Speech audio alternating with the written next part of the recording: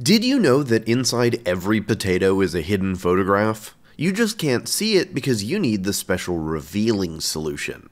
But a few spritzes of our special potato image tonic and out pops a picture. All joking aside, what you just saw is actually a bit of photochemical magic, not an actual property of potatoes. Sorry to pull a house hippo. The North American house hippo is found throughout Canada and the eastern United States. House hippos are very timid creatures and are rarely seen. But that doesn't mean that potatoes aren't the star of today's show. They absolutely are. I love potatoes. Potatoes. Boil 'em, mash 'em, stick 'em in a stew. If I could shake the hand of the Peruvian farmers that initially cultivated these wonderful vegetables, I would. But my time machine is out of power and unfortunately can't run on potatoes, a frankly critical oversight. Anyway, since the early days of YouTube, the phrase, "was this recorded with a potato?" has reverberated through the comment section under countless videos. Though sometimes potato is replaced with microwave, toaster, kettle, or any other object that is particularly poorly suited to capturing images. All's a way to complain about the video resolution or recording device. But this got me thinking, what is the resolution of a potato? And how good could you make it if you really tried?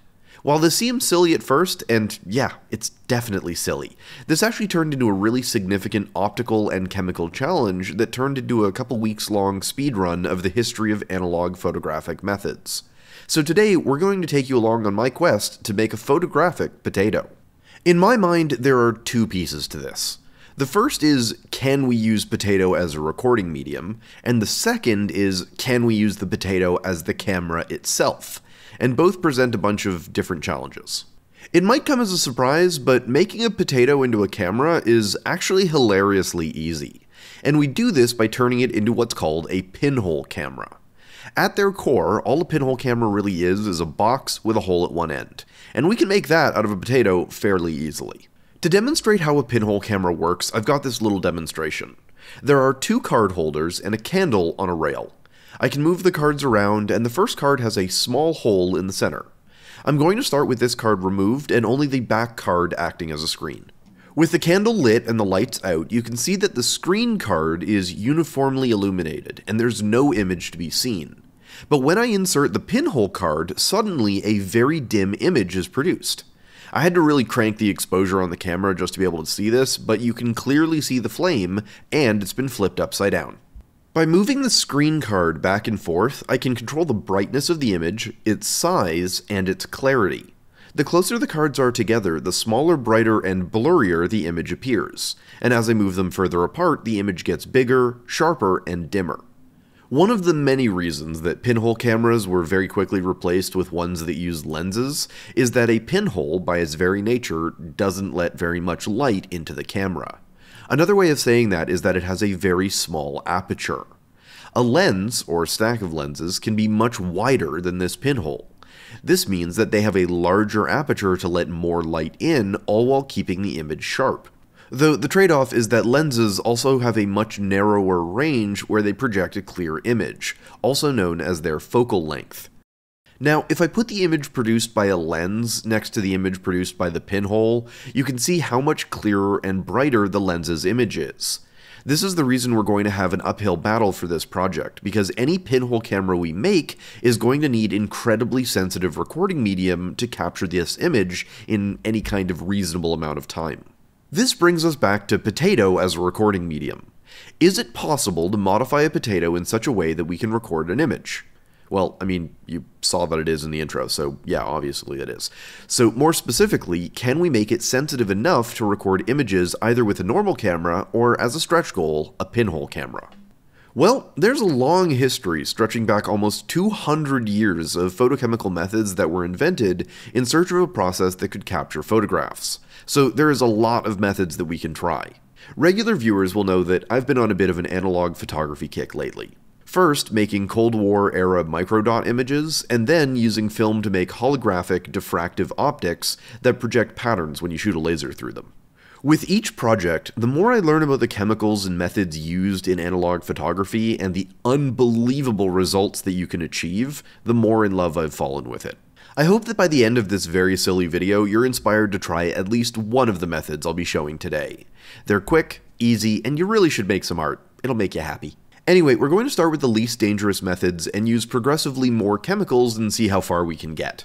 Though, to be clear, even the most toxic chemistry we're going to be talking about today is very mild, especially as photographic methods go. So all of these can be tried at home, though with a parent's supervision if you're underage. You're going to want to wear gloves while working with all of the solutions, and do your best not to get them on you, and absolutely do not ingest anything that we're going to be working with today. The main thing is that the chemicals will stain while we're working with them, but all the finished prints are stable and perfectly safe to handle. Though quickly, before we get started, let's talk about the difference between a photograph and a photogram, because we're going to be making both today. A photograph is, as you might expect, a recording of a scene created with a camera, whereas photograms are made by placing obstructions directly on top of the photosensitive material before exposing it. Usually, this is in the form of a negative that can either have been made with a camera, or these days you can also just print it out on transparency sheets. But it can also be things like leaves or glass or other objects. The obstructions create a shadow on the material, thus affecting the pattern that's recorded. We're going to start with one of the most basic types of photogram called an anthotype, to get a feel for how this works. These are fun because you can make them out of stuff you probably have in your kitchen already. Almost any strongly pigmented plant material will work, but turmeric happens to be a great choice. Interestingly, while they can be made out of almost anything, and the photosensitive nature of plant pigments had been known for centuries, it wasn't until around 1839 when a process for making images using plant dyes was formally published by Sir John Herschel. Though anthotypes were far from the only contribution of Sir Herschel to the field of photography. For one thing, he literally coined the term photography, and was the first to use the terms negative and positive in this context. And he also discovered many other photochemical processes, some of which we're going to talk about later, that found extremely widespread use. Actually making anthotypes is super easy. First, you make a strong tincture out of turmeric and alcohol. I'm just using dried turmeric powder and rubbing alcohol for this. The exact proportions don't really matter, you just want to make a nice concentrated solution. Once you've got your mix, strain it through a coffee filter to remove any of the chunks. All we do now is just paint it onto some watercolor paper, or any other paper that could hold up to being soaked without falling apart. Then just leave it somewhere away from sunlight to dry. Though, a word of warning, do this on a surface that you don't mind getting stained. Curcumin, the yellow dye we're extracting from the turmeric, is very hard to remove and highly water insoluble. I was able to get rid of it with the aid of a little bit of oxalic acid and water, but other stain removers may work too. Just keep in mind, if you do this on wood, that wood is going to be yellow forever. If you don't have turmeric, chlorophyll from spinach, juice from beets, ground up flowers, or almost any other colorful plant pigment can be used, so feel free to experiment. Once your paper is coated and dry, it's photo time. I printed out a variety of negatives on transparency sheets for this project. Both the one I'm going to be using for the anthotype and some of the others come from the amazing naturalist and artist Ernst Haeckel, whose work I just adore. He made some of the most lovely illustrations of the natural world I have ever seen, and I cannot wait to make some prints with them. For the exposure, I made a sandwich of a flat bit of wood, the coated paper, my negative, and then a sheet of glass or acrylic. The sandwich is pinched flat with some clamps to hold everything in place. Now all this needs is some UV light. I'm going to be using this super intense 300 watt UV light setup because it's not been very sunny and I am famously impatient. But you can just leave your print in the sun for either a few hours or days depending on how much light you get. It's a matter of personal taste, but the idea is to let it bleach until the exposed areas are as pale as you want. This was the result after about an hour under this super intense UV, so keep that in mind in regards to how slow this process is. Already the image is looking nice and clear, if a little bit faint, but to make it even better, we can add an intensifying agent. In this case, it's just a solution of common borax. The exact concentration doesn't matter, I just kinda yeeted some into a bottle of water until I began to wonder if maybe it was too much and wow, I was making a mess. As usual, we only ever operate with the pinnacle of scientific precision on this channel. Anyway, pretty much as soon as the solution hits the paper, the image becomes suddenly way darker. The longer you let it cook, the darker this is going to get, and when it's done, just rinse it off underwater to remove the excess borax. Then hang it up to dry. So, does this work on potato? Rather than using fresh potatoes, I used a mandolin slicer to make nice uniform potato sheets, and then I set them up in my freeze dryer overnight. This way, the potatoes won't deform or leak fluid while we do the exposure. As before, the potatoes were painted with the turmeric solution and then exposed. And what felt like one eternity later, it was ready. And the results were kind of okay. Mostly faint. The potatoes aren't perfectly flat, and the turmeric is so insensitive that while a bit of an image is clearly there, it's not going to win any photo contests. Even a few squirts of borax solution to darken the image didn't really help that much. Unsurprisingly, this method isn't going to work well in any camera, let alone a pinhole camera, which is why that even though you can make lovely prints with this, it was never used to take actual photos. So let's move on to something a little bit more chemical. While dyes like curcumin and turmeric are great at absorbing light, they aren't necessarily great at recording the light that hits them. With the turmeric, we're essentially counting on the molecules breaking from the intense UV, which is not an efficient process, as most dyes are actually pretty stable. That's why it takes so long to make our image. Instead of waiting for a dye molecule to break, let's use something else. This is ferric ammonium oxalate, and it's a light-sensitive iron compound. If you can't find this, ferric ammonium citrate is much easier to find and also works. It's just less sensitive, so it's going to be a little bit slower. The trick with this stuff is that when it's exposed to light, it changes its oxidation state, going from +3 to +2. So the ferric ions are converted to ferrous ions. This is handy because there's a lot of things that will only react with either ferrous or ferric ions, but not both. In this vial, I have a solution of ferrous sulfate, which is iron in the 2+ state. When I add this next solution, though, you'll see that it immediately forms a beautiful blue material. This is the famous pigment Prussian blue, and that second vial contained a chemical called potassium ferrocyanide. While potassium ferrocyanide does have cyanide in the name, it's actually basically harmless, as long as it's never mixed with a very strong acid like concentrated hydrochloric. So as long as you don't do that, it's actually perfectly safe to handle. The resulting Prussian blue pigment is super famous, and it's still regularly used to make paint, and you can find it in almost any art store. I want to darken the corners on this, so I'm going to take a little Prussian blue. Prussian blue is much, much stronger than phthalo blue. It's a beautiful blue, though. Let's take a little of that, and right up in the corners, I'm just going to add a small amount of the Prussian blue. By using a light-sensitive iron compound that will change from ferric to ferrous, we can produce this pigment wherever the light hits. And since the pigment is insoluble, by just washing off the unreacted chemicals, we'll have a permanent image.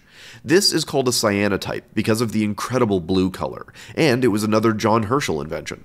To make what I'm going to call a semi-classical cyanotype, for every 100 milliliters of solution that you want to prepare, add 25 grams of ferric ammonium oxalate and 10 grams of potassium ferrocyanide to water.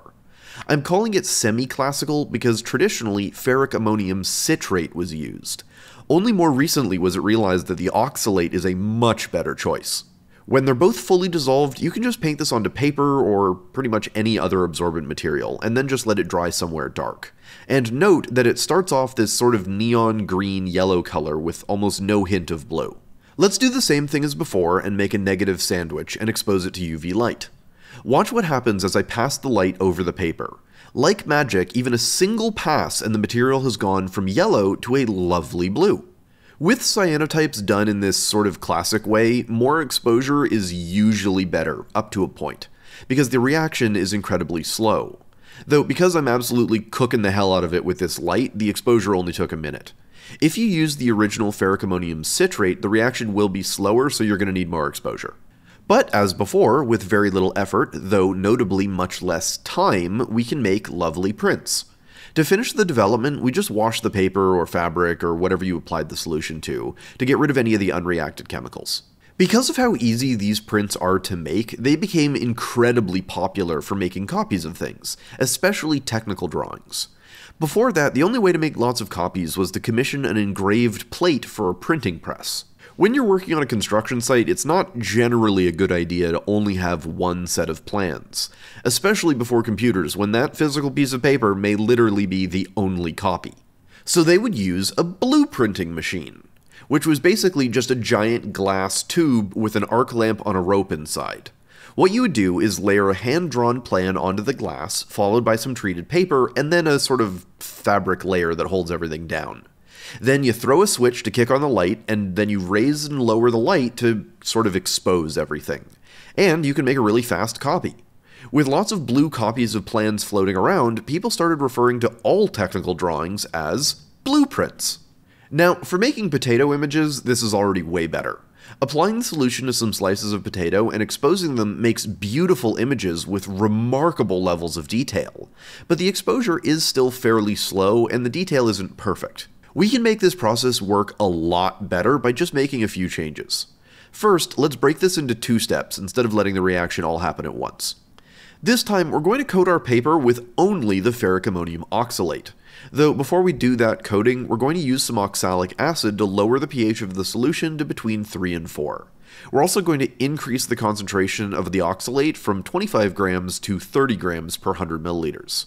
This is all going to make things go way faster. Now, you don't need to soak the paper. I use a little bottle to just spray it on until things are just coated, and then I wipe off the excess. With the potato, any liquid soaks in immediately, so a quick light coat is all that this needs, and definitely more is worse, making this method particularly well suited to potato images. As before, we do the exposure, but this time I'm literally only giving it between 10 and 20 seconds, and I'm going to use a less intense light source. Even if you can't see anything yet, the image is there, we just need to develop it. Probably the best way to do that is to just use a spray bottle, because as soon as that solution hits the paper, instantly out pops a super intense image. This feels like magic every single time I do it. And it's also how I did the trick with the potatoes at the beginning of the video. And on slices of potato, this works great because of how little solution you need to apply, reducing how much soaks in and giving a much nicer image. But is this sensitive enough to take a picture? Well, let's try it in my SLR camera. If I stick a piece of treated paper into the camera, I can take a long exposure. Though, since this reaction is basically only responsive to UV light, I'm going to need to illuminate my scene with as much UV as I can muster, which, in this case, is this ridiculous setup. Though outside on a sunny day does work too. My camera also has the benefit of being 35mm format, which means that all of the light that it captures is concentrated onto a relatively small area. That, plus the dramatically higher sensitivity of this mixture, meant that I only actually needed 5 minutes or less of exposure with this lighting setup, depending on how reflective to UV the objects I was photographing were. I found that skulls happen to work incredibly well for this and also look very cool. But once again, we can develop the image by just giving it a spray. Isn't that cool? Though you'll notice that it looks a little bit weird, and that's because cameras produce a negative image. While this is going to seem a little bit silly, if I take a picture of the negative with my phone and then bring it into the computer, I can invert it. And when I do, out pops a very clear, normal-looking image. And it's really nicely detailed. I'm honestly astounded by the resolution of a piece of paper and 2 bottles of Shmoo I happen to spritz on without much effort. I ended up doing this a bunch of times, and I was thrilled with how consistent this was. One image that is kind of exciting is this one. It doesn't look like much until I invert it, but then you see that it's one of our new tube racks. We used to use these triangular ones, and we had a ton of requests from people wanting some for their own lab. So what we did was we made our dream tube rack that is ideal for any bio or chem experiment, if you're going to be using disposable tubes. If you want one, both the 3D printing file and actual physical racks are now available on our web store, and this is our first step towards selling more supplies that you need to do science, rather than just amazing merch designs. For those interested in this or any of the other amazing things we carry, just head to thethoughtemporium.ca and snag something after this video. Now, will our in-camera cyanotypes still work on potato? Thanks to some very elaborate engineering, and by that I mean a roll of masking tape, I was able to mount a sensitized piece of potato into my camera. And while it looks incredibly stupid, the camera didn't seem to mind, and took the photo without fuss. As before, a few sprays of developer and out pops an image. I have to be pretty careful not to soak the potato, but while it's definitely not as sharp as the paper, the image is very discernible. I think if I had a larger format camera this would probably work better, but I'm pretty thrilled that I can in fact take photos on a potato. Now, unfortunately, trying this in a pinhole camera doesn't work. Believe me, I burned many days and nights trying. So we're going to have to try different chemistry. That brings us to one of my favorite elements on the periodic table, silver. Silver and its various salts are amazing. The halide salts, those made with elements from this column on the periodic table, are the most interesting by far for photography. One unique property of silver halides is that they are wildly insoluble in water, which is really weird for halides as almost every other element's halides are very soluble. So when you mix silver nitrate with a source of halide ions, like for example table salt, which is sodium chloride, you immediately get a precipitate of silver chloride. Okay, great, now you've got a solid silver salt, so what? Well, that salt is very light sensitive, and when illuminated, the chlorine pops off, leaving behind pure silver metal. And you can see our initially white suspension has turned dark gray or brown. Instead of doing this in a vial, we're going to make what is called a salt print. Literally all we need for this is table salt and silver nitrate and of course some watercolor paper. And this was one of the earliest forms of photographic printing that was done at any kind of scale.